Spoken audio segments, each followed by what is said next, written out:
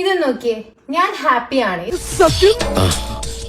ഇതെങ്ങനെ നമ്മൾ ഇംഗ്ലീഷിൽ പറയും? ഞാൻ ഐ ആം ഹാപ്പി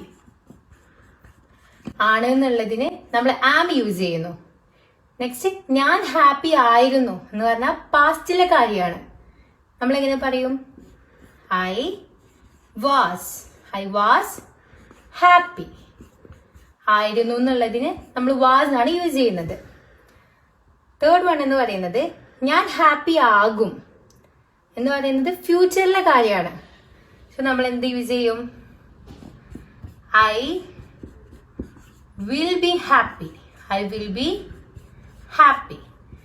ആകും എന്നുള്ളതിന് വിൽ ബി എന്ന് പറയും. നെക്സ്റ്റ് ഞാൻ നിങ്ങളോട് പറയാണ് ഹാപ്പി ആകൂ. ഇതെങ്ങനെ നമ്മൾ പറയും?